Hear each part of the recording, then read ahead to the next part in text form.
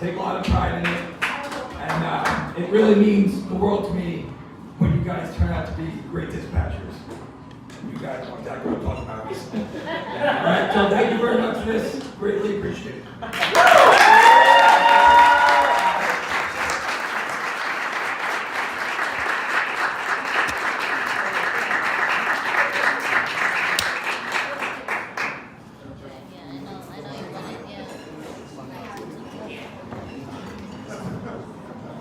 Okay, so our next award is going to go to the critical incident EMS call, and we're going to hear, for those in the room, we are going to hear a little excerpt from that call. But in February of this year, this recipient received a call from 211 indicating a female party was having thoughts of ending her life. The recipient made several attempts to contact the individual, but she kept getting the party's voicemail. The party called back the ECC, and fortunate enough, this recipient was the person answering the call. The recipient began talking with the party that was very reluctant to provide any information, including her whereabouts. Although we had an address listed, that address was not accurate. As we all know, that sometimes happens. All of that, right? It was only from the recipient's quick but precise questions that we were able to find out the party was currently in New Canaan. The recipient was able to calmly and empathetically convince the party to make contact with their medics and police by getting the party to agree to meet them at a nearby park. The party did just that, and that date turned out to be one of the good ones for us, a win for us. This award is being presented to someone who performed amazingly during a critical incident that was medical in nature, and this unfortunate common everyday call that may overwhelm even the most experienced TCOs was handled precisely the way we look for it. However, our award recipient didn't show any distress. She held her composure, kept focused, ensuring a life was saved during this challenging medical call. Let's listen to a clip.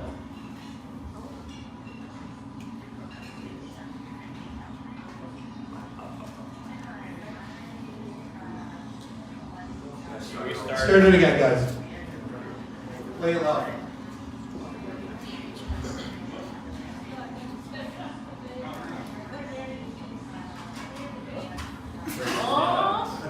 This individual design. Yeah. I have somebody that is going. Okay, what's the address where this individual design? I'm not sure. I believe it is a house. She wasn't specific, but she said that she is going to right now complete herself with that. What's the name of the party? He's in dispatch.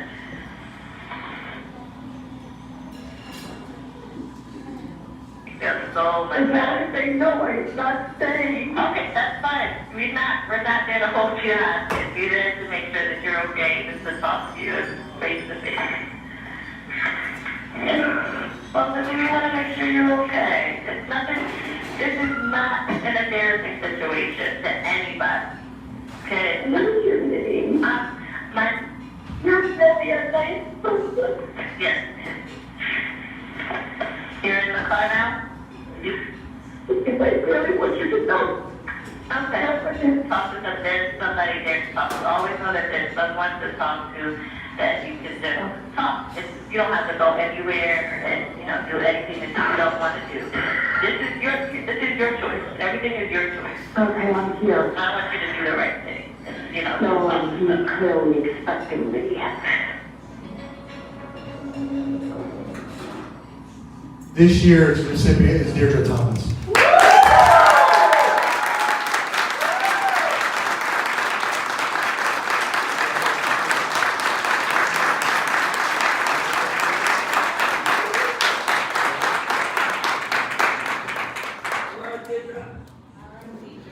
She's drunk. Okay. I sound like What's his name? So right now, I'm going to ask Chief Lance Edwards from the Fire Department to please come up and present the next award.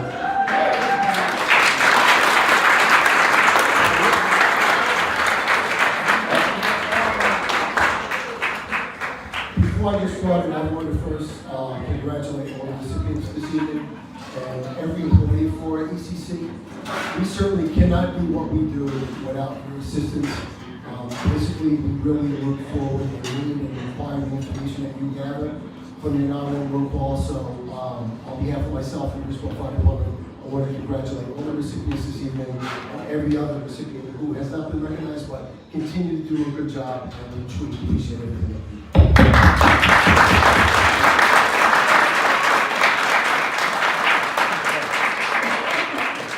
So this particular award is being presented to someone who has performed amazing during a critical incident that was fire incident related in nature.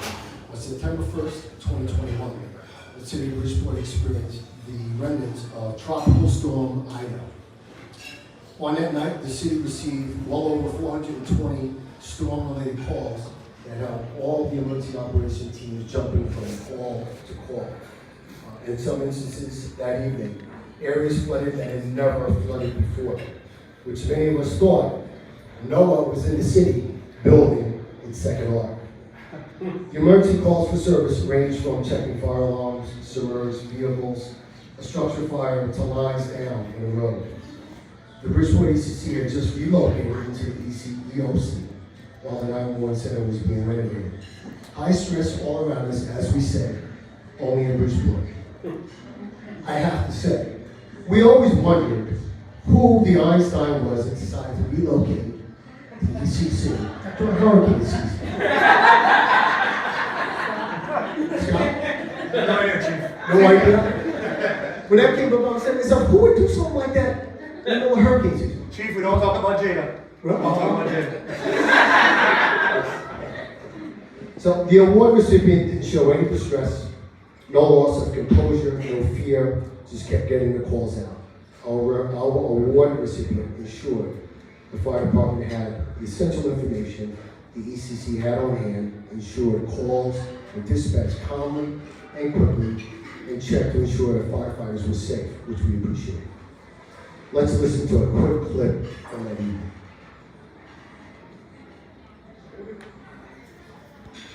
For returning to on Bishop at the viaduct, there is one car in the water with PD on scene. We're investigating. Lieutenant 2's command. Briefing, Lieutenant 2's on the scene, Bishop Avenue, PD's on the scene, people at servers, want to investigate, Lieutenant 2's command. First time left. We're online with you. Go ahead, how did that command? Box alarm, the assignment for this vehicle in water is an Adam 5. The following companies respond to North Ave, River Street, Map 40, Engine 1, Engine 10, Matter 5, Rescue 5, Safety 1, and Battalion 2. The assignment for this vehicle in water is Adam 5. The following companies respond to North and River, Map 40, Engine 1, Engine 10, Urban 10, Matter 5, Rescue 5, Safety 1, Battalion 2. Again, the assignment for the vehicle in water is Adam 5. Automatic color silver, has attention lights on River Street, reporting that water is submerging in his vehicle. All companies responding, use channel to your fire ground. Ladies and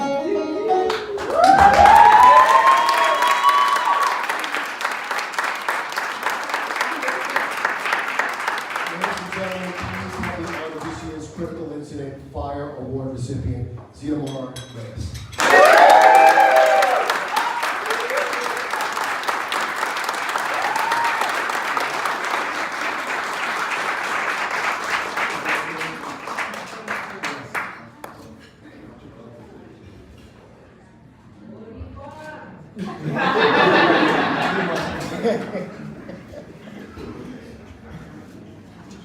That day was pretty hectic, but I have to say I would not have been able to do it without. Without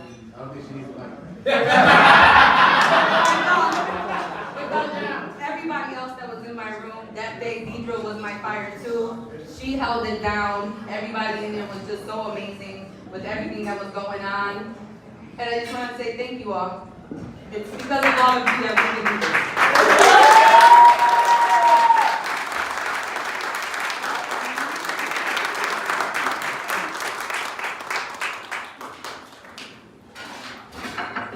Who wanted to speak? All right, our next presenter is coming up on behalf of Chief Garcia, and it's Lieutenant Manicata from Bridgeport Police Department. Okay.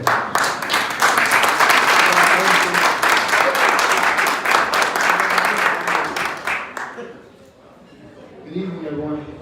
It's tough going last because all the good lines got taken.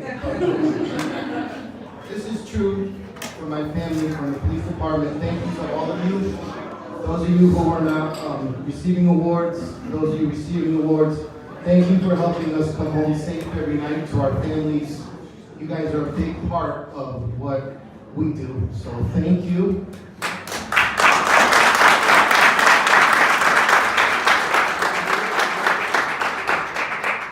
The ability to stay calm during a stressful incident is extremely tough, especially something that we can see and control. The ability to stay calm during a stressful incident that you cannot see has to be even more difficult. So the calmness that you guys do is absolutely amazing. So I personally thank you. A lot of you, I worked on your backgrounds and I got to see some of you grow into these positions. So thank you. I'm not going to hold you up too long, but it's tough going last. So I'll read it. On January 13th of this year, the City of Bridgeport Police Department was heading to New Haven to assist the Fugitive Task Force with the apprehension of a party with over $700,000 worth of active warrants. This party was also the suspect in a sexual assault case. This party fled in a company box truck while task force officers tried to apprehend the suspect, almost striking officers while fleeing. The party led police on I-95 south to the city of Bridgeport. As you can possibly imagine, this party struck multiple vehicles along the way, violated multiple traffic violations, and thought he was not trying out for the Libro and the Fast and Furious. I didn't write this. Bridgeport Police was able to apprehend the suspect and bring him to justice. This award is being presented to somebody who performed amazingly during a critical incident that was police-related in nature. The award recipient never exhibited any distress during the call, held their composure, and clearly relayed important information to all responding law enforcement agencies safely and effectively. Let's listen to a clip from that call. Coming up on 44. I see that coming up on 44. Alright, try to roll over before we try to stop home. So we've got shots fired. Before you see that, trying to run over and over the girl, we have shots fired. And first of all, white box truck, just on the exit 44, 35 southbound. Alright, you didn't come in as standing. What do you see? Repeat that? Repeat, 42. Calling the first bullet. Point see that passenger area approaching exit 40. Alright, the vehicle is disabled. It's disabled, just coming at 240. Again, just be advised that stop this will be put down at exit 36, minutes past the Milford Park line. Alright, Central, what's going on, boss? Then we got fired at AMR rolling. Still buses rolling, here it's rolling. Copy that, Helena walk there at that point. That's true enough. That's on repeat, please. What we have going on priority, we have 2 buses responding along with the arrest. All units on Boston Avenue, start clearing your vehicles. We have to make a path for the medics to transport these party days at. Sean,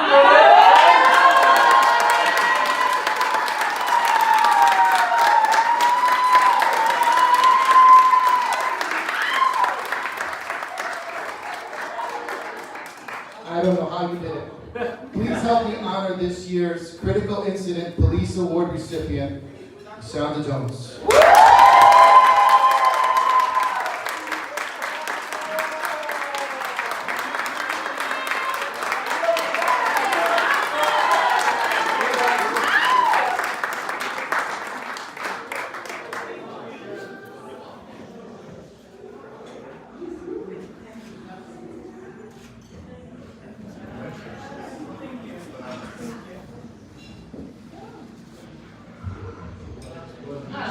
say. I'm not doing public speaking, but we all work together, and I share this with all the TCOs, people that are not here. Thank you guys. Shout out to the Firebirds and the police, the Bridgeport Guardians, and my family for coming. Thank you guys.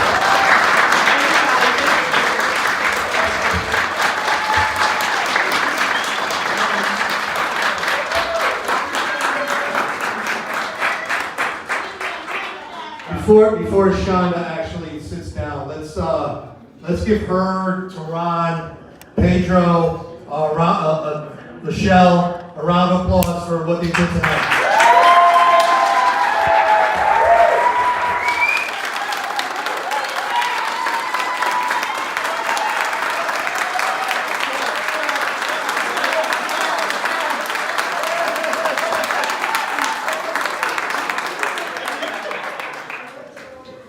As we say, it makes my job a lot easier when I have good staff.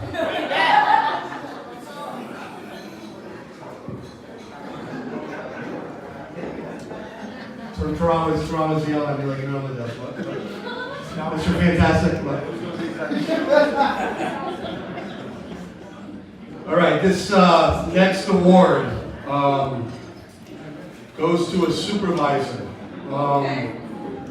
The Supervisor of the Year Award was established to draw attention to supervisors who excel in their positions and are highly regarded by the employees for their consistent leadership, integrity, understanding, and support of their employees, both professionally and personally.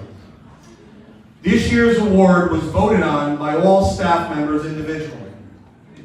The Center has voted, and this year's Supervisor of the Year Award goes to Marielle Concepcion.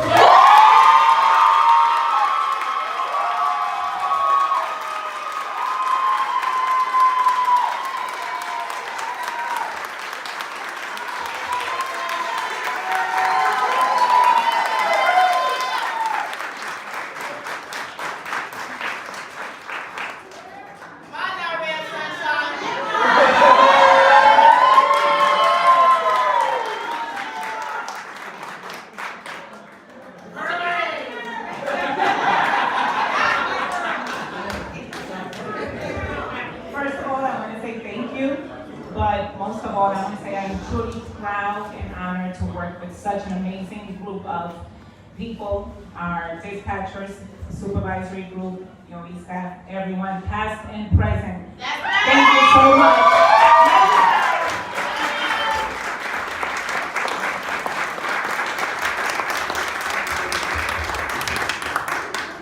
Marielle, that award there is like a sledgehammer, so please,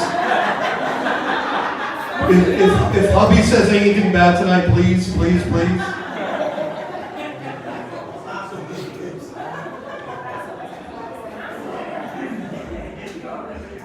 Okay, Telecommunicator of the Year. We're here obviously to celebrate the National Telecommunicators Week. It's a national honor.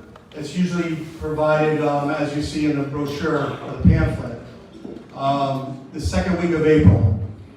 And it draws attention to obviously the men and women who are there to answer a call, who are that calm voice in the dark. So the Telecommunicator of the Year Award was established again to draw attention to a staff member who excels in their position and are highly regarded by their employees for the consistent leadership, integrity, understanding, and support of their employees, both professionally and personally, while not complaining. This year's award was voted on by all staff members individually. The Center has spoken. I feel like what was it? Vietnam, voting off the island. The Center has spoken. The Center has spoken, and this year's TCO of the Year Award goes to Pedro Record.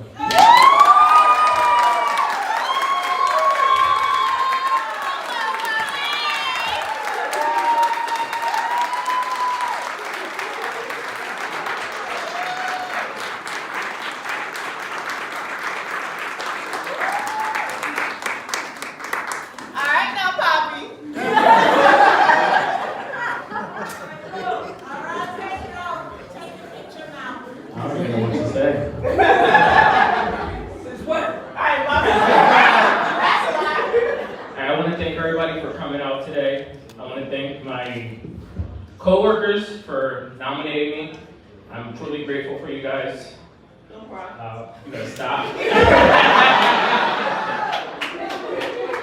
I want to thank you guys so much for nominating me. I know Yes, I voted for you. you. Not only this award is only for me, but if I can return it, I'll give it back to you guys. I'm grateful to have you guys on my team.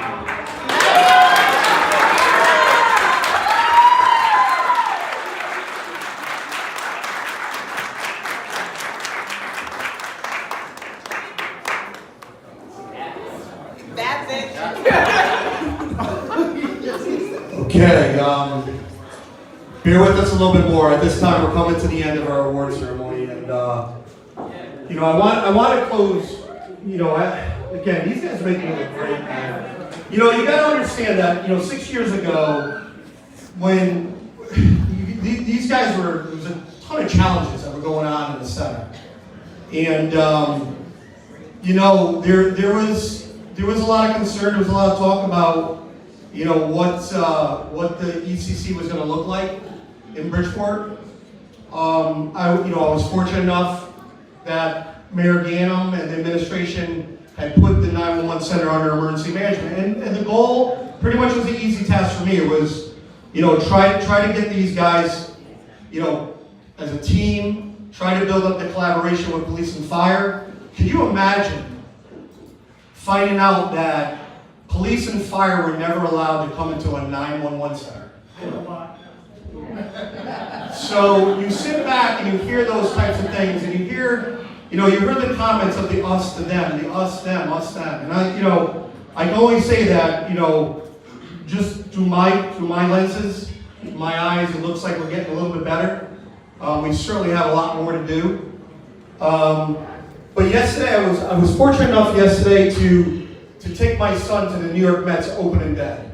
And I know you Yankee fans are in here, but we're still in first place or not.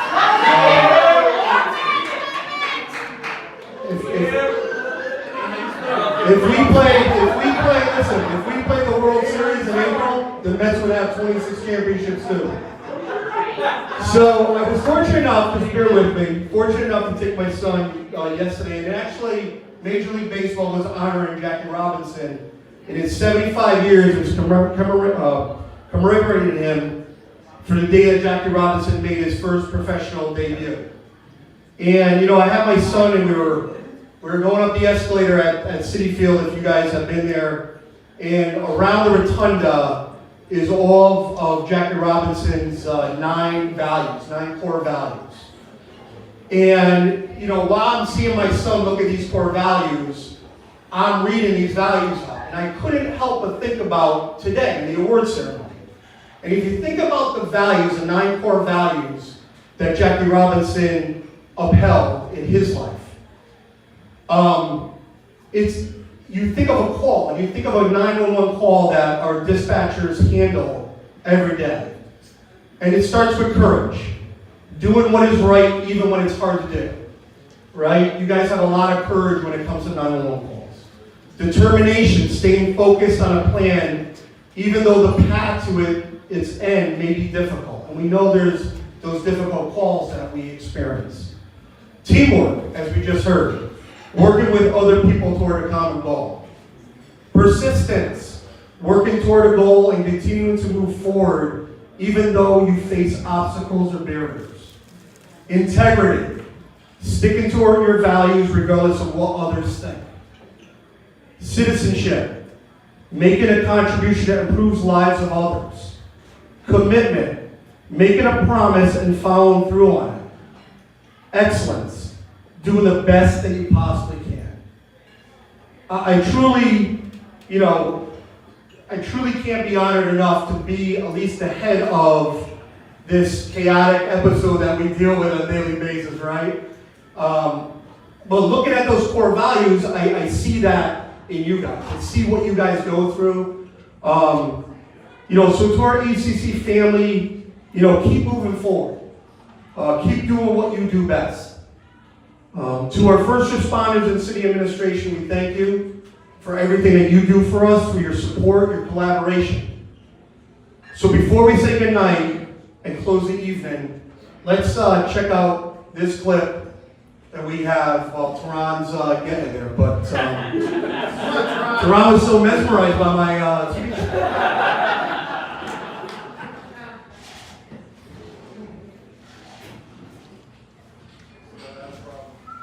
All right, we have a problem. Okay. So let's go talk about this. How many Yankee fans? Okay, you guys can exit out that way. How many Red Sox fans? You got Red Sox fans? How many Met fans again? Mets fans? Oh, wait. How about this world champion Atlanta Braves? All right, so can we cut this gentleman on off of here? Cut him off. Let's tell some stories. Let's tell some stories about the 911 while we're waiting for this stuff. I got Jesus Ortiz. Jesus, stand up. Love this guy with that. Love him with that. Yeah. Jesus and I know each other when I was back in college, and we won't talk about any of those stories. Yeah, that's sports page or the sports page. But I'll never forget one of the incidents that happened in Bridgeport. We were given our final day for our City of Bridgeport CERT members, and we're giving them the oath. And Jesus runs into the EOC and says, "Oh my God, I think we have a train derailed." And I'm like, "Okay." He's like, "Well, we don't know where it is." So I remember running back to the right, Jesus, right? I remember running back to the ECC, and he's like, "We just don't know where this train is. We're getting calls from Fairfield. We're getting calls from Bridgeport. We're getting calls from Fairfield. Getting calls from Bridgeport." I'm like, "Jesus, it's a train. It could be in both places. It's a train." He's like, "Oh yeah, train. Oh yeah, they're long. And this is the conversation we're having in the midst of this big emergency. And he's just sitting there, like, "Oh yeah, train." And then we have the police come on and say, "We're taking command over here, right, Chief?" And fire goes over, "We're taking command over here." And we gotta bring everybody together like we normally do. Unified command. Or the call where at 9/11, we're getting a call and Chief Carfy knows this one well. Chief Carfy, where are you? Chief Carfy, right? Chief Carfy.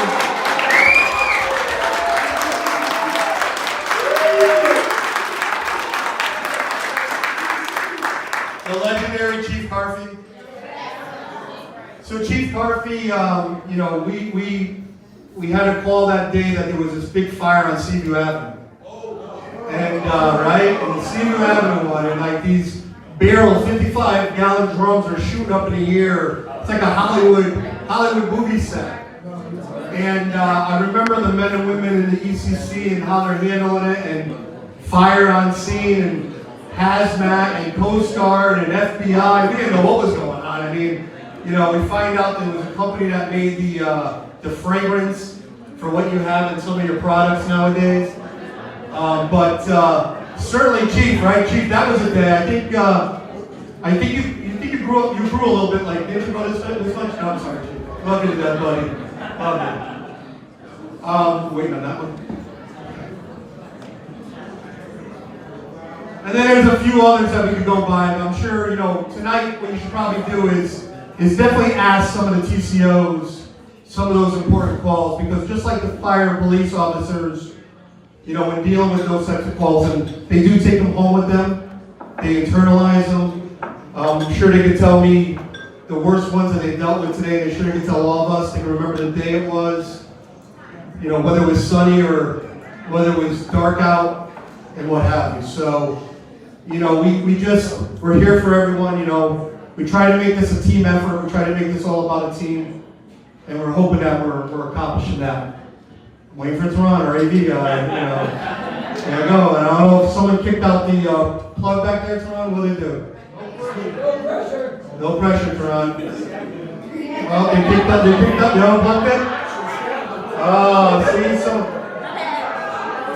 Joe, did you unplug that, Joe?